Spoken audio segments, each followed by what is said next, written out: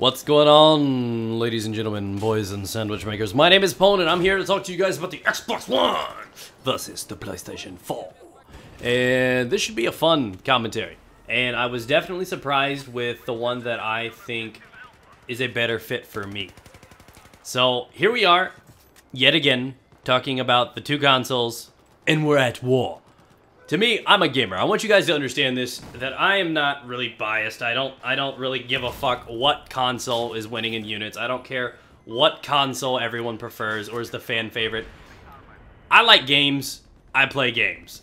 I don't belong to this. Those people that are like ready to die by the sword for an Xbox One. Xbox has done nothing for you. Why are you defending something that doesn't pay your bills and or suck your dick? That's something that's always confused me, why these people are like, oh no, Battlefield's so much better. What has Battlefield done for you? That's what I'm saying. I mean, you can have preferences, but you don't have to be that emotional over something that you're really not that involved in. So before you guys start putting in the little comments down below, understand, this is based on my opinions. Now, the comments are there for you guys to voice yours too, but try not to act like a child. Here we go, ladies and gentlemen. Here we go. Be respectful of others is what I'm saying. So, first things first, I bought the PlayStation 4 first. I bought it out on launch. The major decision-making between there was the $100 off. That was definitely good. That's 100 cheeseburgers for me, and I'm a fluffy guy. I like my cheeseburgers. So I was like, $100, that's pretty good. And I like the fact that the eye was optional and was not considered a requirement for the Xbox. I saw a lot of bad things that the Xbox were doing. They made a lot of mistakes, and there has been nothing but hate on the Xbox One since we were getting rumors of it. They were making all these things requirements. People were upset. PlayStation 4 was winning the fight. Hoo-ah! It was a great, glorious day in the world of PlayStation. PlayStation Nation was doing some good things. They had some good momentum. They've had some good stuff going good for them. I'm here to tell you guys that many of us that have judged the Xbox One have been horribly incorrect with our data. So, I'm a PlayStation guy. Have been my whole life. I started on Crash Bandicoot, Resident Evil. Hell, if you guys remember a game called Disruptor, if that was in your day, I used to love that game. Classic, classic. I've always been a PlayStation guy. Twisted Metal, all that stuff. I've always preferred the PlayStation to the Xbox. There's only ever been one Xbox exclusive that I loved. And it is my favorite exclusive across all the consoles, and that's Halo. So, the two major things that usually influence a person when it comes down to buying or purchasing a console is where their friends are playing, and or what exclusives there are. That is almost always the reason somebody buys a console over the other, because hardware-wise, I'm not here to talk to you about it. I'm not here, because there are very minuscule differences between them, not enough for it to weigh on which one you want. Because they're all going to do the same damn thing, they're all going to have a lot of the same games, there are a few different exclusives. At the end of the day, I'm not here to talk about hardware, because it doesn't matter to me. They all do the same thing. So, there are a couple little differences, you know, FPS things, and people talk about that stuff. Not a big deal to me. Now, the Xbox One comes in at $100 more. It comes with the Kinect as mandatory. It's got a headset and a controller. The PlayStation 4 comes with the PlayStation 4 and one earbud. That's what it comes with. Now, I want to talk about the differences real quick. The things that really, now that I have both, I've played Battlefield on both, that I can judge this. When I play Battlefield on PlayStation 4 and I play Battlefield on Xbox One, it feels the same. The networks don't feel different. Both of them charge now for yearly subscriptions. Both the HUDs, the menus, and everything like that, all of that stuff is the same. I mean, there is like no difference when I'm playing a game between them. So you're going to need to make your decision on which one you went with or want to go with off of other things, like the exclusives, or the controllers, or the $100 difference. Now that I own the Xbox, I've seen how it works, I see how the Kinect is integrated with it, I see the controller and the stuff that it comes with. What I'm saying right now, in honesty, I can see where that extra $100 went. I can see that. Now, does that mean you should all buy the Xbox One? No, that's not what I'm saying. But I'm going to compare a few things right now. The PlayStation 4 is $100 cheaper. It also does not come with the Eye, or whatever the hell they call it now. You have to buy the subscription for all of them, PlayStation Plus or Xbox Live. And the Xbox One comes with the Kinect. Now, to me, I've seen the Eye. I've seen what it does. The Kinect outperforms that in almost every level. It does. It's just so well integrated. It's so well at performing well. It's miles ahead of what the PlayStation can do right now. So in that battle, Xbox takes it.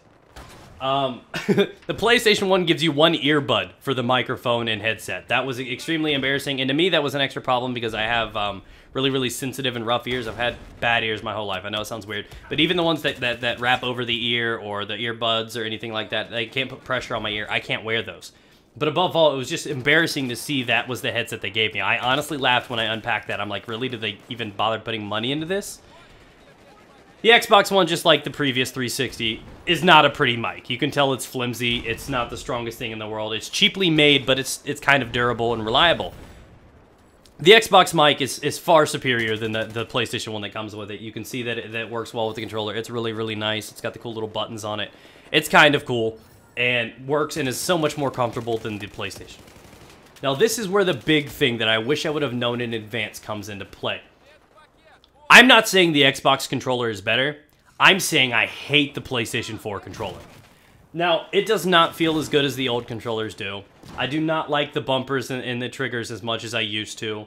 I don't know what that is, but the biggest gripe I have are the thumbsticks. The thumbsticks, I think, now are smaller on both consoles. I think they're both about the same size, too. Very, very close to the same size. My problem with the PlayStation 4 controller is the thumbsticks. This is where it is. So I'm not even saying the Xbox wins this one. I'm just saying that the PlayStation ones suck. These thumbsticks are concave bubble rimmed. I don't even know how that goes together. But the Xbox controllers, you guys know them. It has like that divot, that concave. It dips in a little bit, and that's the controller.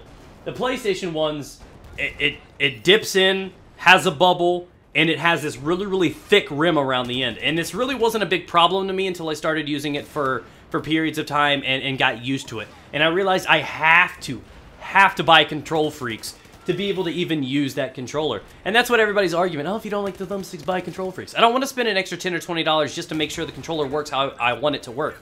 I shouldn't have to. The controller upsets me, it frustrates me, and it really, really complicates things like sniping, because when I'm trying to push down the thumbstick or melee or anything like that, it gets a little rough. My accuracy is thrown off because of the rim, that thick rim around the actual thumbstick.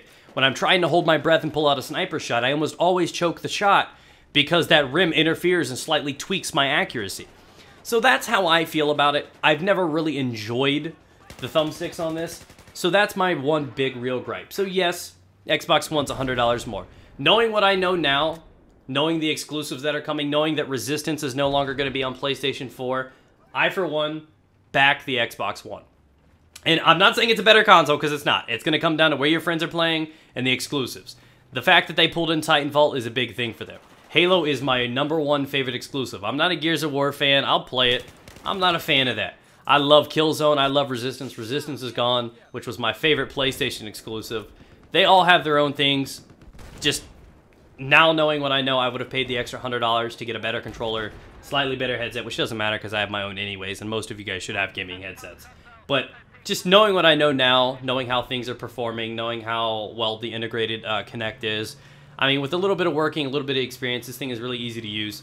No one's paying me to say this, by the way. I am as shocked as you are to know that I'm actually backing up the Xbox. I've just seen a lot of hate towards it, and it's upset me. So the PlayStation 4 performs well. The controller is the one real drawback for it. It's $100 cheaper. So if you're a person that plays Battlefield and COD, and you want to save $100, go with that. Now, if you like some of the exclusives for the Xbox, or your friends are playing on the Xbox, go with that. Again, it's still a toss-up. Saving $100 is an important thing. I don't think the Kinect is a requirement. I don't need the Kinect. You don't need the eye. So it's just going to come down to preference, but both of them, to me, are equals. They just have some pros and cons. So, thank you guys for listening. Hopefully you take some of this into consideration, maybe start to understand the Xbox a little bit more, understand the PlayStation a little bit more, and take in their advantages, and to come to an ultimate decision on which one you'd like more. So, leave a comment down below. Let me know if you're Team PlayStation 4 or Team Xbox. And I will shoot up another video tomorrow, guys. Remember to subscribe if you are new here. Thank you guys for listening. Be sure to teabag that like button. And have a marvelous day. Oh, one more thing before I forget. About the controllers. I got on the thumbstick rant. The Xbox comes with batteries. The PlayStation still succeeds with the fact that it comes in there. It does look like there's a little slot at the top of the Xbox controller where you are capable of charging it. But I'm not sure if that is exactly what that hole's for. Again... Apparently I'm a virgin to some of these things. But I just wanted to make myself clear with that. But thank you guys for listening. I hope you enjoyed. Have a great day. And enjoy the rest of the video.